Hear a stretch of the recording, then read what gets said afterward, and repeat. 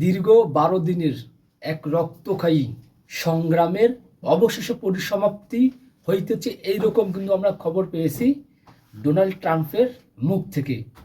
তিনি এখন অবধি পর্যন্ত যে মন্তব্য করছেন যে মধ্যপ্রাচ্যে আর সংঘাত বাড়াতে চায় না ইসরায়েল এবং আপনারা যুদ্ধ বন্ধ করুন। এর পরপরে ইরান কিন্তু তার সর্বশেষ যে আক্রমণটা ইসরায়েলের মাটিতে করছে সেটা ব্যাপক, এবং যেটা ইসরায়েলের এই মুহূর্তে সবচাইতে বেশি ক্ষতিগ্রস্ত হয়েছে তাদের জায়গা, এবং ইসরায়েলও কিন্তু পাল্টা আক্রমণ চালিয়েছে। যুদ্ধ বিরতির কথা বলে কিন্তু শেষ অবধি পর্যন্ত গিয়ে তারা দুই দেশে একে অপরের উপর একটা ব্যাপক হামলা চালিয়েছে।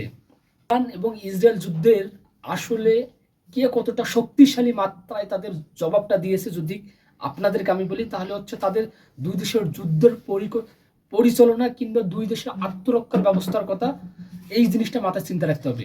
আপনি যখন ইরানের পক্ষে দেখবেন, ইরান যেভাবে নিখুঁতভাবে এবং টার্গেট করে ইসরায়েলের মাটিতে হামলা চালিয়েছে এবং সেগুলো একদম নির্দিষ্ট লক্ষ্যবস্তুতে আঘাত এনেছে। আপনি মানচিত্রের দিকে তাকালে বুঝতে পারবেন যে ইসরায়েল খুবই ছোট একটি দেশ। এর পার্শ্ববর্তী যে জায়গাগুলো হচ্ছে সিরিয়া, ইরাক এবং জর্দান, এবং ইসরায়েলের মাটিতে রাফা এবং গাজার মতো আরও ফিলিস্তিনি যে জায়গাগুলো সেগুলো আছে। এখন ইরান প্রায় ২০০০ কিলোমিটার দূর থেকে যে ব্যালিস্টিক ক্ষেপণাস্ত্রগুলো হাইপারসনিকগুলো নিক্ষেপ করছে এবং সেটা খুব নিখুঁতভাবে কিন্তু তাদের অভ্যন্তরণে গিয়ে এটা পড়েছে এবং ব্যাপক ধ্বংসযজ্ঞ চালিয়েছে এবং কিছু বেসামরিক নাগরিকও নিহত হয়েছে।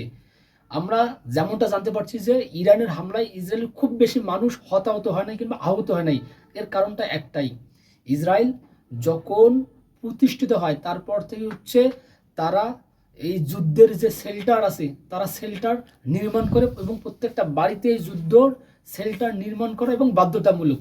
যখন ওই ইরানের আকাশে কোনো ধরনের ক্ষেপণাস্ত্র আসে তখন সাইরেন বাজে, আর এই সাইরেন বাজার পরে তারা হচ্ছে ওই শেল্টারে লুকায়, যার কারণ হচ্ছে তাদের খুব বেশি মানুষ হতাহত কিংবা নিহত হয় না। আর পক্ষান্তরে আপনি যে ইরানের দিকে তাকান, ইরান তাদের প্রথম পর্যায়ের যে শীর্ষ কমান্ডারগুলো নিহত হয়েছে, এটা অনেকে আন্দাজ করে বলতেছে যে এটা ইসরায়েল থেকে আসা কোনো ক্ষেপণাস্ত্র হামলা নয়। ইরানের মাটিতে মোসাদের যে একটা বাহিনী ছিল, একটা ড্রোন বাহিনী ছিল, তারাই কিন্তু মূলত এই হত্যাকাণ্ডটি পরিচালনা করেছেন। এবং ইরানের যে আকাশ প্রতিরক্ষা ব্যবস্থা প্রথম পর্যায়ে নিষ্ক্রিয় হয়েছিল, যার ফলে হচ্ছে ইসরায়েল একের পর এক হামলা চালিয়েছিলেন। এই যে নিষ্ক্রিয় হওয়ার পেছনে হচ্ছে তাদেরই দেশের অবস্থিত কিছু মোসাদের গুপ্তচররা এটা সাহায্য করেছিল, যার পরে হচ্ছে ইরান প্রথম পর্যায়ে আসি একদম তাদের আকাশ প্রতিরক্ষা যে ব্যবস্থা সেটা নিষ্ক্রিয় হয়ে পড়ে এবং শেষ অবধি গিয়ে ইরান ইসরায়েল, আমরা আরব বিশ্বর কথা যদি বলি, ইসরায়েল আরব বিশ্ব যুদ্ধ লেগেছিল একবার, যেখানে ছয় দিনের এই যুদ্ধ কিন্তু ইসরায়েল একাই জয়লাভ করেছিল এবং গোটা আরব বিশ্ব কিন্তু সেদিন হেরে গিয়েছিল। এবং এই ইরান এবং ইসরায়েলের যুদ্ধের কথা বলেন, গোটা ১২ দিন কিন্তু যুদ্ধ হয়েছে এবং ইরানের পক্ষ থেকে বারবার বলা হচ্ছে আমরা এই যুদ্ধে কোনোদিন কখনো মাথা নত করবো না, আমরা সংগ্রামের সাথে এই যুদ্ধ চালিয়ে যাব। ইরান কিন্তু একাই এই মধ্যপ্রাচ্যে ইসরায়েলের আধিপত্যকে যেভাবে দুমড়ে মুচড়ে দিয়েছে, এই মধ্যপ্রাচ্যে আর অন্য কোনো দেশ নাই যে ইসরায়েলের সামনে এত বড় কলিজা দেখাতে পারে। এবং ইসরায়েলকে যে সাময়িকভাবে সবচেয়ে বড় মিত্র ইউএসএ যেভাবে সাহায্য করছে, এটা নিশ্চিতভাবে বলা যায় যদি ইউএসএ এই ইসরায়েলকে যদি সাপোর্ট না দিত কিংবা সামরিকভাবে সহযোগিতা না করত, তাহলে কিন্তু ইরানের পক্ষে ইসরায়েলকে সম্পূর্ণরূপে ধ্বংস করা একদম নিশ্চিত হয়ে যেত।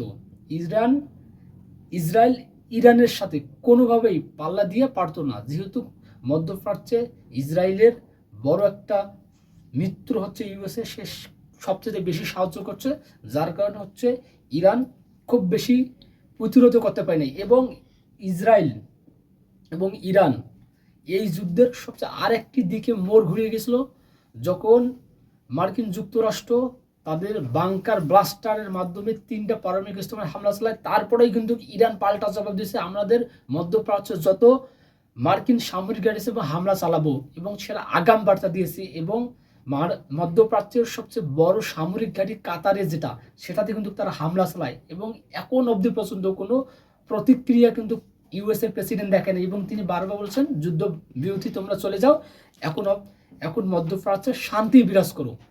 এই ছিল ইরান এবং ইসরায়েলের যুদ্ধের শেষ 12 দিনের কিছু তথ্য।